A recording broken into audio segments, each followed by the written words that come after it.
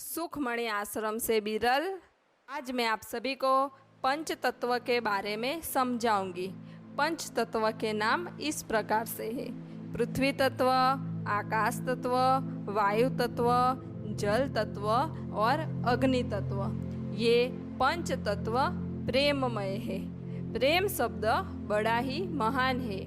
जिस प्रेम से मीरा को गिरधर गोपाल मिल गए, जिस प्रेम से राधा को कृष्ण मिल गए, जिस प्रेम से सबरी के घर राम पधारे, जिस प्रेम से महाप्रभु चैतन्य नाचे, जिस प्रेम से आज भक्ति का दीपक अखंड है, वो परम प्रेम है। प्रेम परमात्मा की वो परम शक्ति है जिसे भगवान भी भक्त के द्वार आ जाते हैं।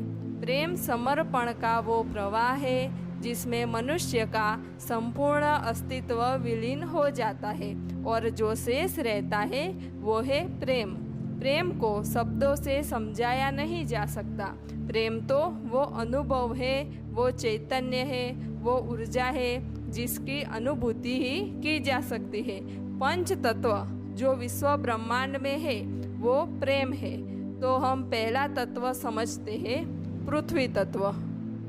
पृथ्वी करोड़ों मनुष्यों का पालन पोषण करती है, सभी को एक समान प्रेम करती है, चाहे वो ज्ञानी हो या ना हो, चाहे वो अच्छा हो या बुरा व्यवहार करने वाला हो, फिर भी पृथ्वी माता सभी मनुष्य को एक समान प्रेम करती है, किसी में कोई भेदभाव नहीं करती। और इतना सब कुछ देने के बाद भी पृथ्वी हमसे कुछ भी मांगती नहीं कि मुझे बदले में ये चाहिए। कितना हम पृथ्वी का उपयोग करते हैं। पृथ्वी कभी कहती है कि अब मैं तुम्हें कुछ नहीं दूंगी, नहीं कहती, क्योंकि प्रेम कभी कुछ मांगता ही नहीं। प्रेम तो हमेशा देता है।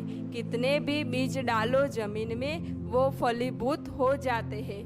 तुम छोटा सा बीज डालो, पृथ्वी तुम्हें बड़ा वृक्ष करके देती है, उसमें भी फूल फल देती है और बदले में कुछ मांगती भी नहीं। तो ये प्रेम है।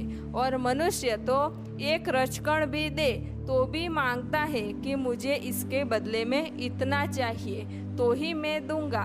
तो जिसमें शर्त आ जाए वो प्रेम नहीं है, वो तो आसक्तियाँ है। जो महापुरुष होते हैं वो परम प्रेमी होते हैं। वो जगत को कितना कुछ देते हैं, जगत को नई राह दिखाते हैं, जगत को जीना सिखाते हैं, मनुष्य को मनुष्य बनाते हैं, मनुष्य के जीवन में शांति को स्थापित करते हैं। महापुरुषों विश्व कल्याण हेतु कितनी तपस्या, कितनी साधना करते हैं, कितने कष्ट सहन करते हैं और बदले में वो कुछ चाहते नहीं, बस सभी का कल्याण हो, यही उनकी शुद्ध भावना होती है। तो ये प्रेम है। जब प्रेम विराट हो जाए, जब वो किसी एक केंद्र पे सीमित ना रहे, जब वो इतना विशाल हो जाए कि पूरा विश्व उसमें समा जाए, उस मनुष्य के हृदय में सभी के लिए एक समान आत्म प्रेम प्रकट हो, तो वही है प्रेम। प्रेम वो जो एक से शुरू होके अनंत हो जाए, वही परम प्रेम है।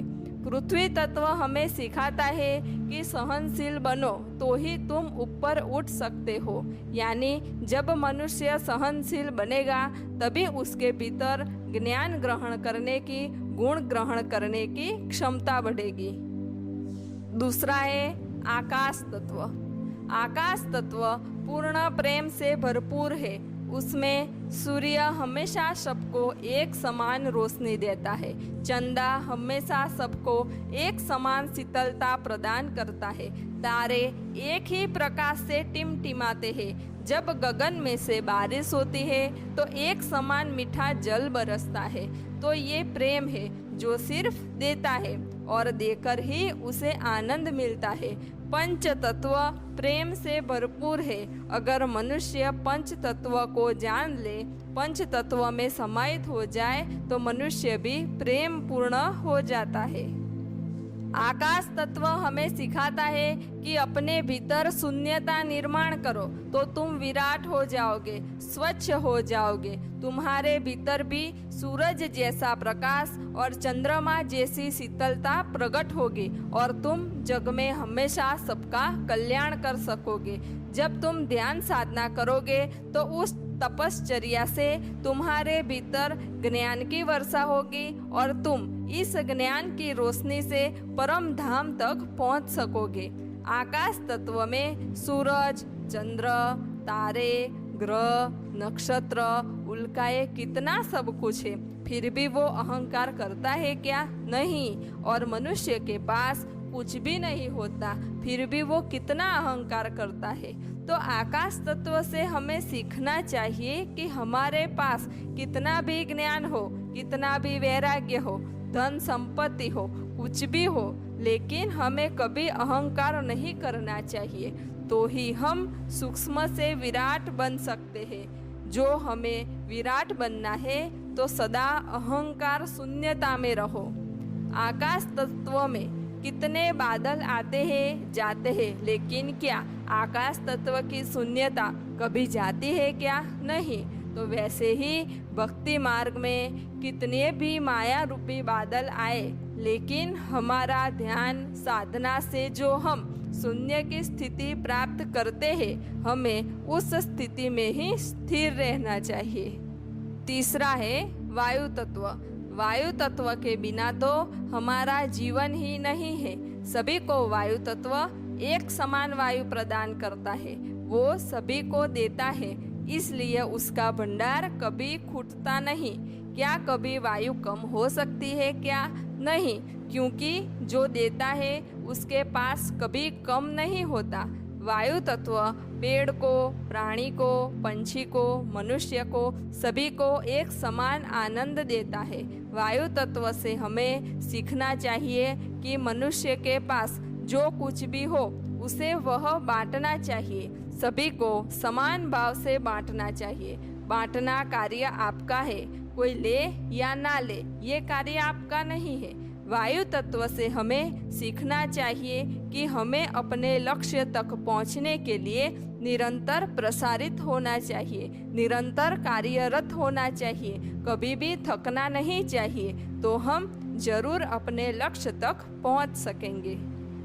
वायु तत्व का कोई रंग नहीं है, यानी उसका कभी रंग बदलता नहीं, यानी उसका स्वभाव तटस्थ है। और मनुष्य तो बात बात में रंग बदलता है, कभी उसका भाव अच्छा बन जाता है तो कभी उसका भाव बुरा भी बन जाता है। तो हमें वायु तत्व से ये सीखना चाहिए कि हमारा जो स्वभाव है, यानी हमें जो आनंद, प्रेम, शुद्ध भाव, निर्मलता, कोमलता जैसे भाव है, उस भाव में ही सदा हमें रहना चाहिए। ये जो ईर्षा, राग, द्वेष रूपी मायावी भाव है, उस भाव में कभी नहीं जाना चाहिए, हमेशा शुद्ध भाव में ही रहना चाहिए।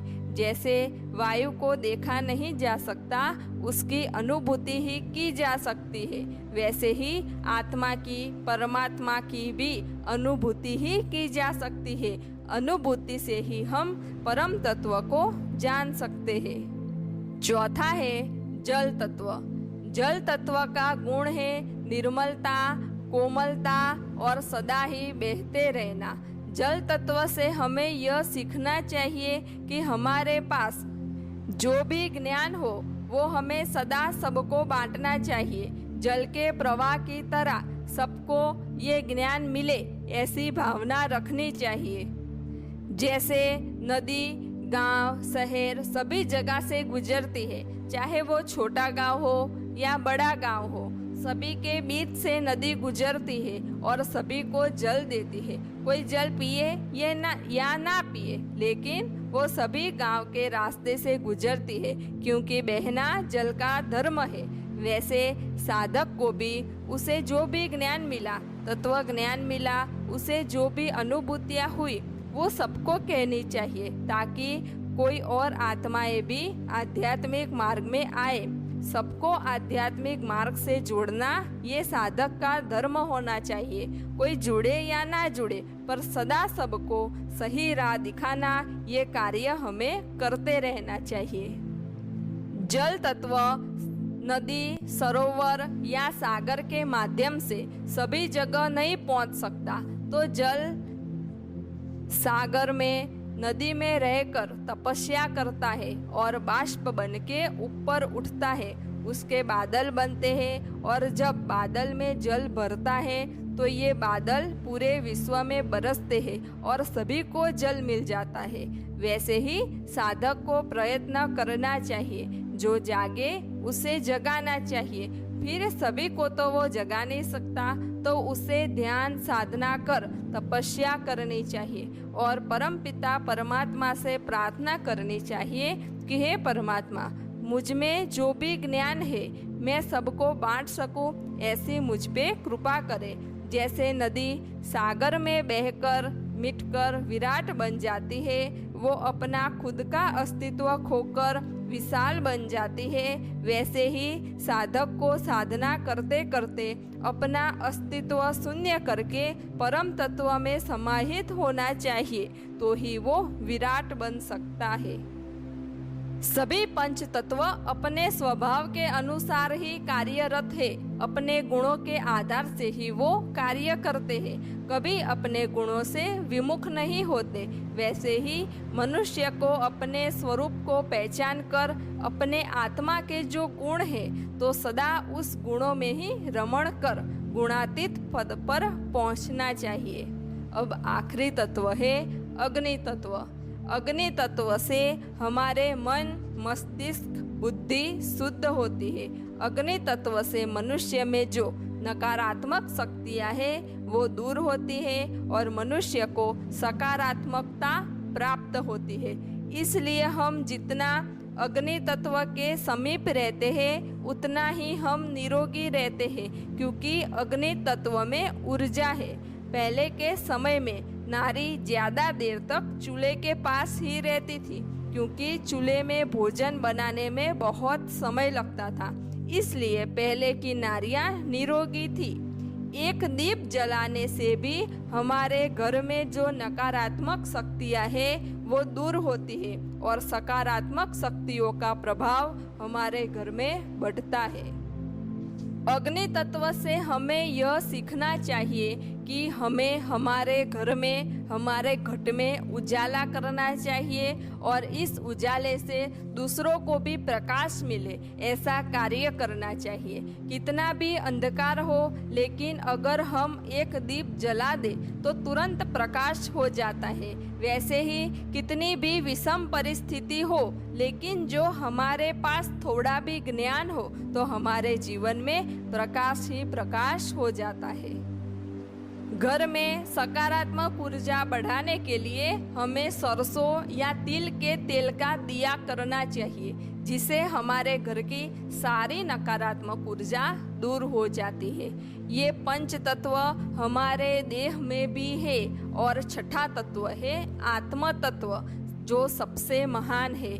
तो जब हम इन पंच तत्व से एक रस हो जाते हैं तो इन पंच तत्व के जो गुण है वो हम में प्रकट हो जाते हैं, और जब हम आत्म तत्व की अनुभूति करते हैं तभी हमारा मनुष्य जन्म सफल होता है। ये पंच तत्व प्रेममय है और आत्म तत्व तो परम प्रेम है। आत्म भाव में रमण करना और सभी के प्रति आत्म भाव रखना, सभी में आत्म दर्शन करना, सभी में एक ही आत्म तत्व विराजमान है ये जान लेना और राग, द्वेष, ईर्षा, अभिमान से ऊपर उठ जाना, सभी के प्रति कल्याण की भावना रखना, सभी का मंगल करना। जब ये गुण हम में प्रकट होते हैं तभी हम में प्रेम प्रकट होता है और यही प्रेम निस्वार्थ होता है। तो जो महापुरुष अपने मूल स्वरूप तक पहुंच गए वो सभी परम प्रेमी है, क्योंकि वो पूरे विश्व का कल्याण करते हैं, सभी को अपना मानते हैं। वसुधैव कुटुंबकम की भावना उनमें प्रकट होती है। जो पंच तत्व को जान के उनमें समरस हो जाते हैं और अपने आत्मा को जान के परम तत्व में समाहित हो जाते हैं, वो अमर हो जाते हैं। तो पंच तत्व की अनुभूति कर अपने स्वरूप में स्थित हो। सब घटवासी परमात्मा को प्रणाम।